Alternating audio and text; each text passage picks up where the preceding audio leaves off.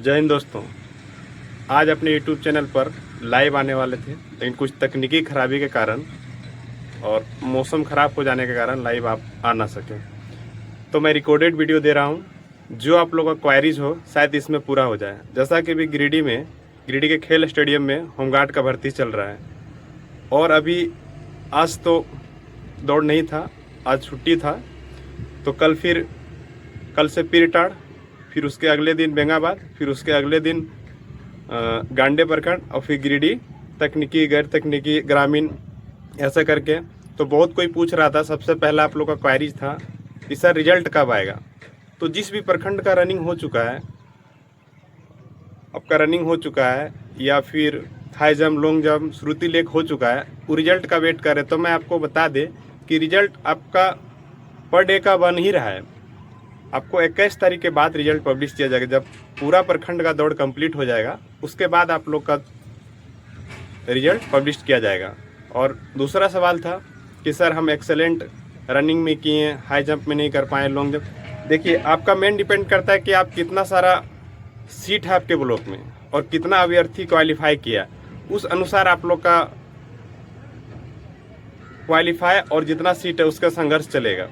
तो आप लोग ज़्यादा घबराए नहीं, यहाँ वहाँ सब आप लोग परेशान है कि सर कैसे होगा, मेरा रिजल्ट कैसे होगा। तो आप लोग निश्चिंत रहे, जो क्वालिफाई किए हैं उसका रिजल्ट होगा, बशर्ते जितना जिस प्रखंड में सीट है उसी के अनुसार होगा। और आप लोग को अक्सर देखा जा रहा है कि शुरू में ही बताए थे क्या क्या डॉक्यूमेंट लाना है। जिस भी प्रखंड का भी बचा है तो मैं आप लोग को बता दूँ, महिला अभ्यर्थी हो या पुरुष अभ्यर्थी, आप लोग को जो रनिंग के टाइम में डॉक्यूमेंट्स लाना है, आपका एक पावती रसीद जो दिया गया है और एक आधार कार्ड और एक फ़ोटो, उसके अतिरिक्त आप कुछ भी नहीं लाएं। उसके अतिरिक्त आप देख रहे हैं कि बहुत मोटा मोटा पूरा फाइल उठा के ले आ रहे हैं, तो ये गलत है। आप उसको कहाँ रखिएगा। अभी आपका डीबी नहीं चल रहा है, तो आप लोग से रिक्वेस्ट है कि जो टोटल सर्टिफिकेट लेते आ रहे हैं वो नहीं लावें, सिर्फ एक आधार कार्ड और पावती रसीद और एक फ़ोटो। और आप लोग का दूसरा क्वायरीज था कि सर कैसे होगा। तो रनिंग के लिए मैं बता दूं, कोई चिप लगा है वो एक्यूरेट मापता है। तो बहुत कोई देख रहे हैं कि ट्रैक के बहुत दूर होके दौड़ रहा है, जिससे उसका समय ज़्यादा लग जा रहा है। और बहुत कोई ये भी अफवाह उड़ा रहा है कि सर ट्रैक बहुत ज़्यादा है, 1600 मीटर नहीं है, 1700, 1800। तो अफवाहों पर ध्यान ना दें। जो आप ही का भाई या बहन क्वालिफाई कर रहा है, तो क्या उसके लिए 1700 मीटर नहीं था, आप ही के लिए 1700 मीटर था।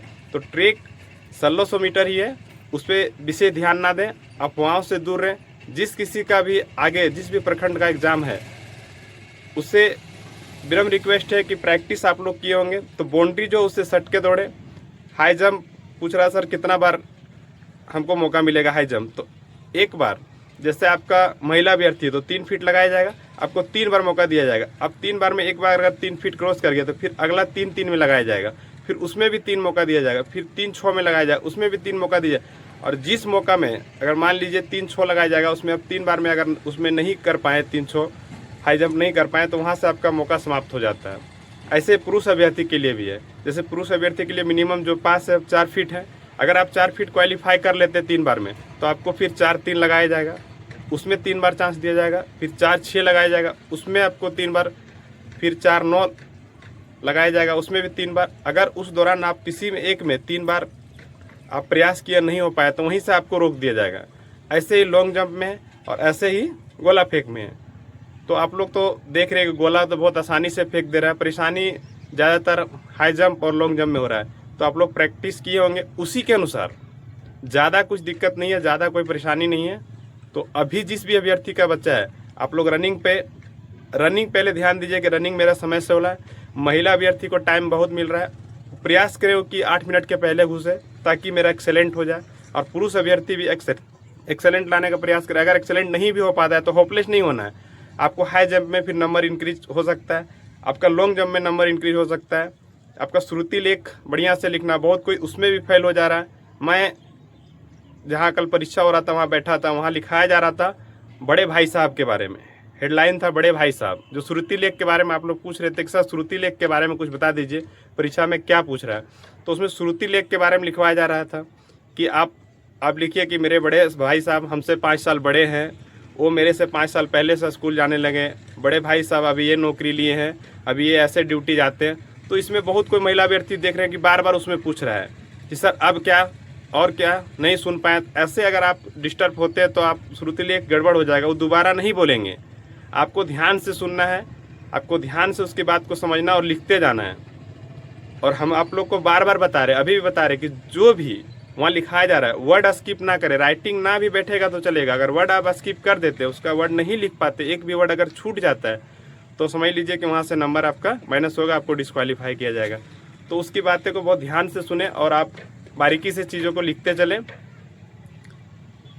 और आगे जो देवघर, कोडरमा, धनबाद, ये तीनों डिस्ट्रिक्ट लगातार मैसेज किया जा रहा है सर ये मेरे यहाँ का बहाली कब होगा। तो मैं बता दूं दोस्तों, गिरिडीह में जैसे बहाली समाप्त होगा उसके बाद धनबाद की बहाली आएगा, धनबाद में बहाली होगा, उसके बाद नेक्स्ट डिस्ट्रिक्ट जैसे हो पाएगा। और आगे पूछ रहा है जो स्टूडेंट डिस्क्वालीफाई हो गया कि सर क्या जनवरी में वैकेंसी आएगा, तो जनवरी में आने की उम्मीद है।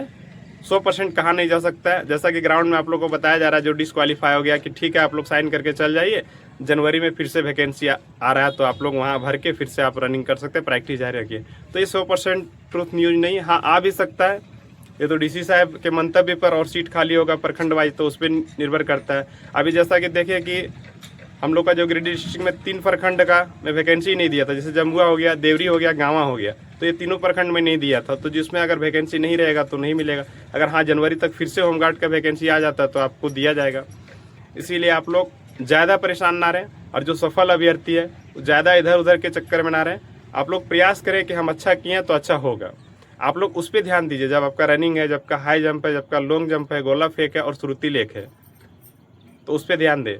और कुछ अभ्यर्थी मैसेज कर रहा है सर माइक्रो सेकंड से रह जा रहा है। बाबू चीप है, माइक्रो सेकंड से भी आप रह जाइएगा तो फेल शो करेगा। कोशिश कीजिए कि जो शुरुआती चक्कर है उसी तरह हम लास्ट टाइम भी उतना ही प्रयास से दौड़े, उतना एफर्ट लगा के दौड़े। और जो प्रखंड में सीट कम है उसमें तो आपको और मेहनत करना पड़ेगा। जैसे कल पीरटाड़ का, तो जो भी अभ्यर्थी पीरटाड़ से हमको देख पा रहे होंगे उसके लिए विशेष शुभकामनाएं। आप लोग आए कल, हम वहीं मिलेंगे। ज़्यादा से ज़्यादा पास करें बाबू लोग, ज़्यादा से ज़्यादा आप लोग नौकरी लो। और क्या बताएं, लाइव आप आना था, अब तकनीकी खराबी के कारण नहीं आ पाए। और कुछ क्वायरीज होगा आप लोग को तो कमेंट में पूछ सकते हैं, अगर मैं फ्री रहूँ तो जवाब दे दूँगा वहाँ पे। और बहुत कोई देख रहे हैं कि टेलीग्राम में ज्वाइन कर रहा है, तो टेलीग्राम आप लोग ज्वाइन करें बाबू। तो टेलीग्राम बनाया गया है कि कुछ न्यूज़ के लिए, तो वहाँ अंट संट कोई मैसेज ना करें। आप लोग टेलीग्राम ज्वाइन कर सकते हैं, व्हाट्सएप ग्रुप है वहाँ ज्वाइन कर सकते हैं। जय हिंद दोस्तों।